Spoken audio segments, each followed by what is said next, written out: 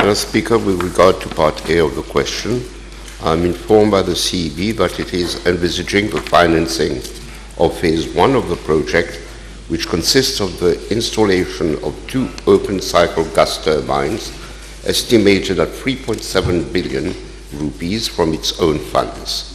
I'm further informed by the CEB that as regards Phase 2, which consists in the installation of a steam turbine to convert the plant into a CCGT power plant, it is considering a mixed financing of its own funds and borrowings.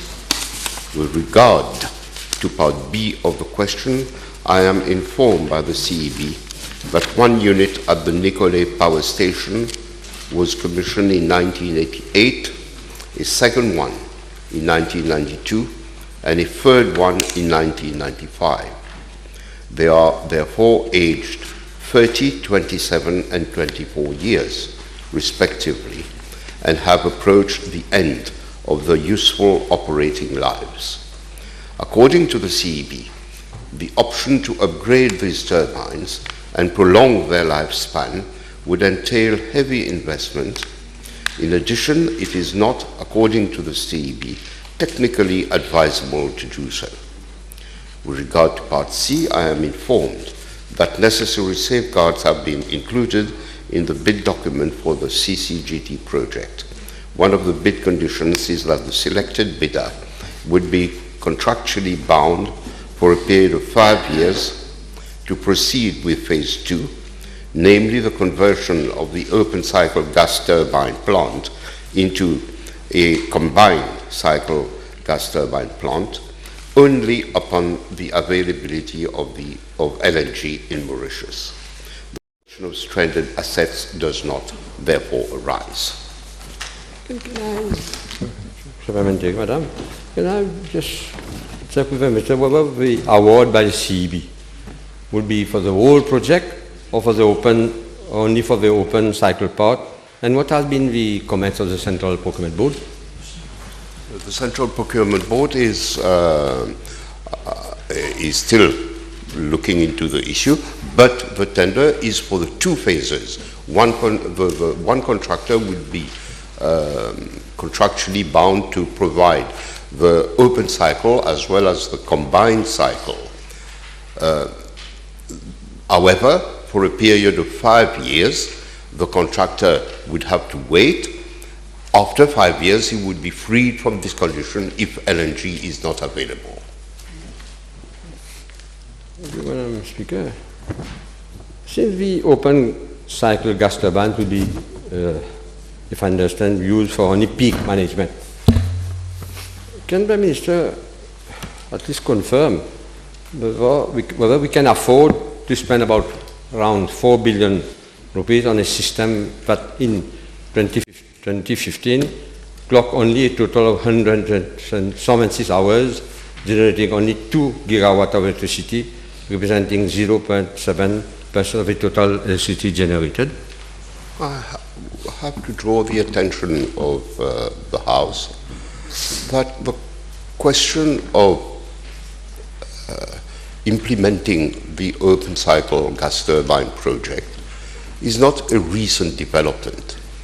This has been in the strategic plan of the CEB since 2003. It was devised because it was deemed necessary.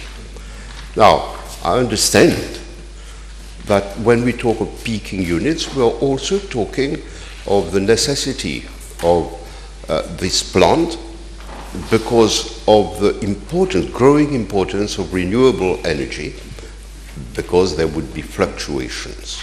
So all this has got to be looked at, and I am advised that this is a financially viable project. We need these gas turbines. May have been debates, but the debates have been closed in this matter. And not only in 2003, in 2013, the National Energy Commission, the Manraj Commission, also advised the setting up of this gas turbine. We have been discussing for some time here in Parliament concerning this combined cycle project, and I have asked questions about this Poten report. I understand that initially the minister stated to the House, but the CEB and himself was studying this report. Can the minister inform the House that we have spent so many millions? But by now, this Poten report cannot be circulated to members of the House. By now. First of all, I believe we have to distinguish between CCGT and Energie. The Poten report is on Energie. The matter has been discussed in Cabinet. For the moment, it has been considered not advisable to release the Poten report. However, this being said, I took up the suggestion of the leader of the opposition, and we have been working on an executive summary of the report for release to the public. The issue is that the report contains various information which cannot be released because of the impending bidding process, if at all there is going to be a bidding procedure. However, I understand, and we all understand, the necessity of this being discussed.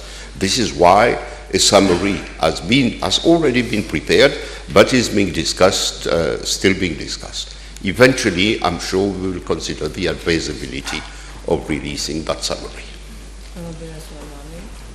Yes, can I ask the Honourable Deputy Prime Minister whether CEB is in the presence of an unsolicited proposal for combined cycle gas turbine installation submitted to the Ministry of Finance and Economic Development? There have been many people who have wanted to step in outside the tender procedure, outside the bidding process. We have got to consider all options, but of course the priority of consideration is to strictly stick to the legality of all procurement processes.